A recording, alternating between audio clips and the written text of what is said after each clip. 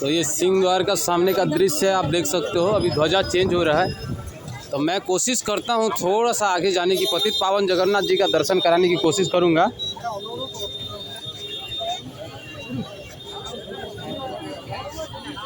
तो आप देख सकते हो कितना भीड़ है, फिर भी मैं जाने की कोशिश कर रहा हूँ।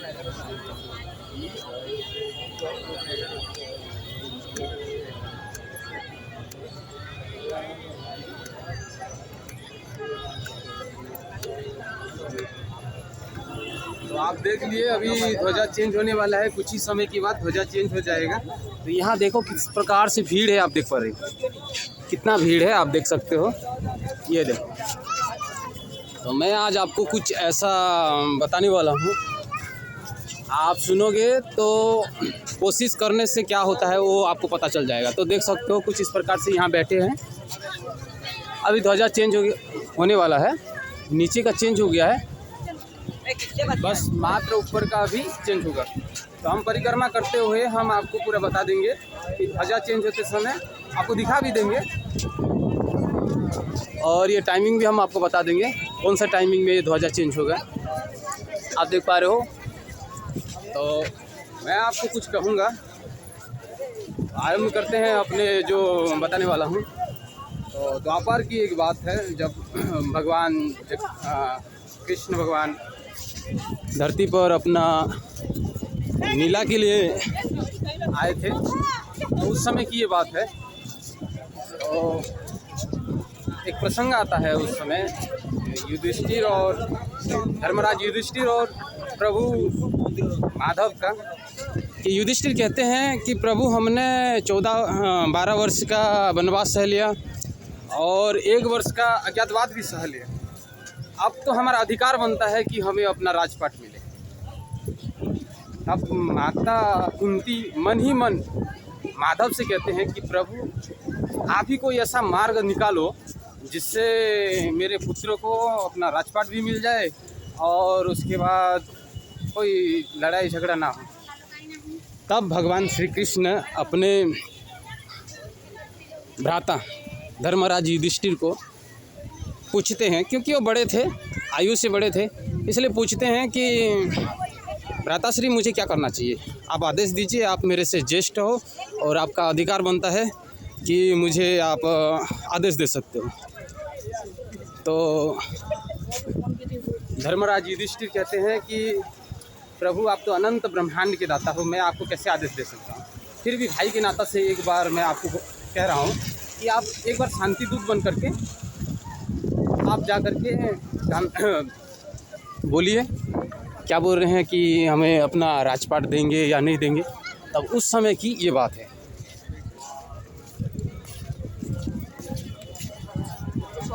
तब भगवान जाते हैं और धृतराष्ट्र जी से पूछते हैं कि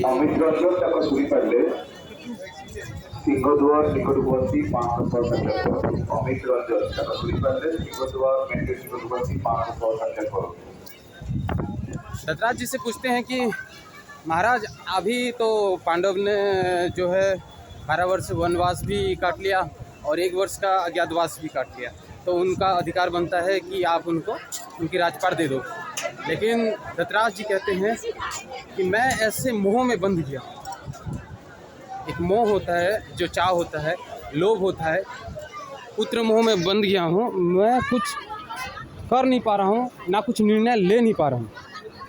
तब भगवान श्री कृष्ण कहते हैं कि महाराज कोई भी राजा किसी मोह या बंधन से नहीं बन सकता, अगर वो बंध रहा है तो वह राजा नहीं है, क्योंकि राजधर्म ये कहता है निष्पंद, मतलब किसी भी प्रकार का मोह और बंधन से बंधने का अधिकार नहीं बनता, क्योंकि राजधर्म उसे कहता है।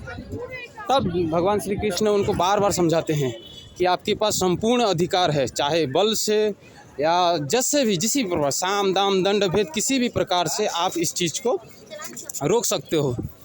और रोका किस चीज़ का जा रहा था? युद्ध। अगर आप, क्योंकि जो दुर्योधन है और उनके कुछ भाई समस्त भाई थे, दुर्योधन और उनके कुछ भाई, और उसमें से सबसे ज़्यादा शक्तिशाली था कर्ण, जिसे दुर्योधन को ज़्यादा ही भरोसा था कि वो अकेला ही सबको मिटा सकता है, इतना सामर्थ्यवान था। तो उसी चीज़ का वो अहंकार बस ये कहता है कि मैं युद्ध के सिवा किसी प्रकार का कुछ नहीं दूंगा।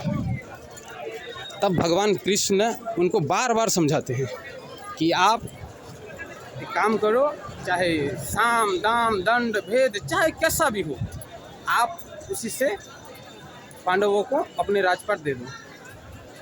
जाते समय युधिष्ठिर जी ने, धर्मराज युधिष्ठिर जी ने माधव से एक बात कहा था। बात क्या कहा था?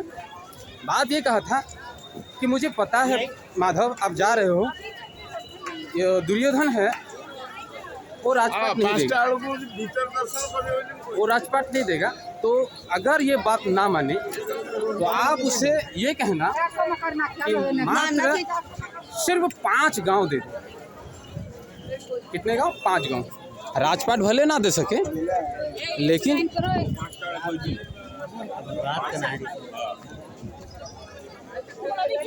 उन्होंने कहा 5 गांव दे दे।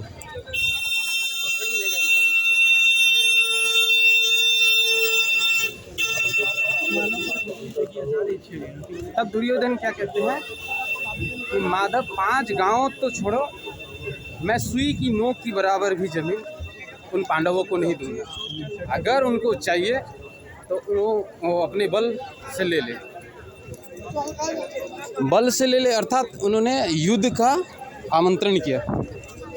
तब भगवान श्री कृष्ण पुनः एक बार महाराजा धृतराष्ट्र से पूछते हैं कि हे राजन, आप एक योग्य राजा हो और आपको अधिकार बनता है, एक योग्य राजा का अधिकार रहता है कि अपने राज धर्म का पालन करें। ये नहीं कि आप किसी मोह से या किसी लोभ से या किसी की भय से निर्णय ना लो। पुनः आप एक बार विचार कर लीजिए, क्योंकि युद्ध को टाला जा सकता है केवल मात्र 5 गांव में। लेकिन युधिष्ठिर जी के बात को जब भगवान श्री कृष्ण शब्द दे रहे थे, तब भी दुर्योधन ये कहता है कि आप चले जाइए, अन्यथा यहाँ युद्ध हो जाएगा। आप सोच सकते हो कि बल का या किसी अच्छे बड़े मित्र का सपोर्ट मिल जाने से सामने वाला कितना अहंकारी हो जाता है, आप विचार कर सकते हो। तो इस विषय में भी आप सोचना कि जब मानव पर भी हो या कोई देवी देवता पर हो, किसी भी जगह पर भी हो, अगर जब किसी पर अपार शक्ति का थोड़ा सा या धन का थोड़ा सा बढ़ाव हो जाता है, तो मानव हो चाहे देव हो या दानव हो, सब पर थोड़ा सा अहंकार आ जाता है। तो दुर्योधन उस समय उस चीज़ का शिकार हो गया था। तब माधव कहते हैं कि तुम मुझे युद्ध की चुनौती दे रहे हो दुर्योधन। तो तब शकुनी जी कहते हैं कि ये राजधर्म का उल्लंघन है कि भरी सभा में कान्हा माधव जो है वो कह रहे हैं कि युद्ध की चुनौती।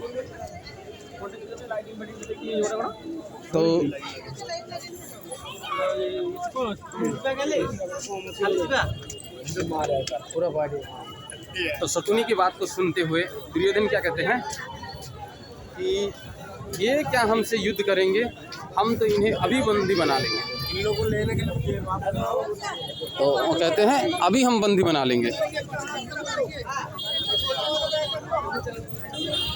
तब माधव मुस्कुरा के कहते हैं कि आओ दुर्योधन, मुझे बंदी बनाओ। आप सामर्थ्य हो तो बना सकते हो मुझे बंदी, मैं बंदी बनने के लिए तैयार हूँ। ऐसे बोल के जब भगवान कहते हैं, तब कर्ण, दुशासन, दुर्योधन और शकुनी मिल करके भगवान माधव जगतपति प्रभु श्रीहरि के अंश अवतार श्याम नारायण को बंदी बनाने की प्रयत्न किया गया।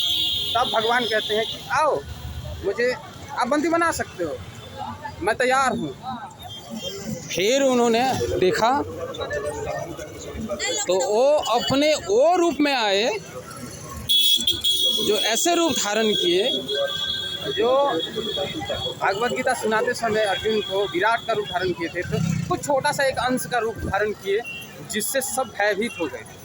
ना कोई शक्ति उस पर टिका और ना ही उनका कोई अस्त्र शस्त्र। जैसे कि आँखों में कुछ ऐसे सूर्य का प्रकाश जब हम बहुत तेज हो जाता है, बहुत तेज धूप होता है, और जब हम सूर्य को देखते हैं तो थोड़ा सा हमारा आँख धुंधला धुंधला सा लगता है ना, तो कुछ इस प्रकार का उनको लगा। तो कहते हैं कि आओ मुझे बंदी बना लो। माधव बड़े सरल है और बड़े नटखट भी है, ओ अपना नीला अपरंपार है, आपको तो पता होगा। तो कहते हैं कि आप बंदी बना लो, कोई दिक्कत नहीं है, लेकिन कोई बंदी बना नहीं पाया। फिर वहाँ से चले जाने के बाद भगवान जो है चले जाते हैं और कुछ नहीं बोलते हैं, और जाते जाते एक बात कह के जाते हैं कि महाराज धतराज, एक चीज़ स्मरण रखना, जब तक सृष्टि रहेगा, जब तक, तो आप ही युद्ध का कारण बनोगे। अब समझ रहे हो, भगवान श्री कृष्ण उस समय कह दिए थे जब तक सृष्टि रहेगा, और जब तक इस बात को, कोई भी इतिहास को अगर बताएंगे, महाभारत की बात आएगी, तो हमेशा की तरह आपको ही दोषी माना जाएगा, क्योंकि एक संपूर्ण राजा, एक शक्तिशाली राजा युद्ध को रोक नहीं पाया, एक लोभ के कारण, एक मोह के कारण।